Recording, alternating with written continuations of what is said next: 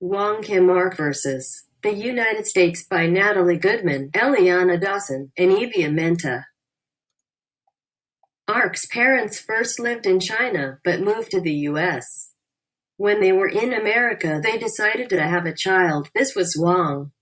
When Wong turned the ripe and responsible age of 10, his parents moved back to China while he stayed in America. The first time Wong visited his parents, he was able to return back to the US without any problems.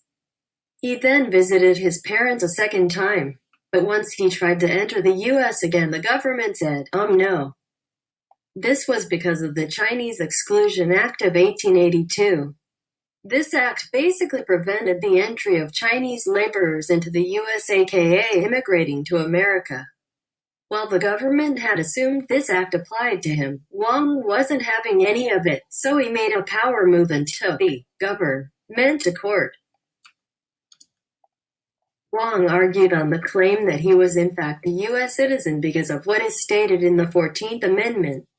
In the 14th Amendment, it states all persons born or naturalized in the United States and subject to the jurisdiction thereof are citizens of the United States and of the state wherein they reside. No state shall make or enforce any law which shall abridge the privileges or immunities of citizens of the United States, nor shall any state deprive any person of life, liberty, or property without due process of law, nor deny to any person within its jurisdiction the equal protection of the laws. So basically, Wong is saying since he was born on American soil, he therefore bypasses the Chinese Exclusion Act, which only applies to immigrants, making him a U.S. citizen.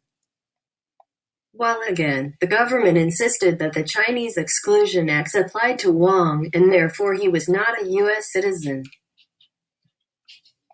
But it doesn't matter because Wong won the court case.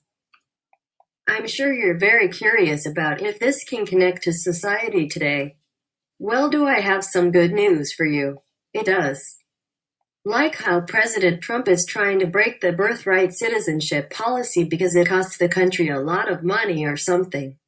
So that's happening.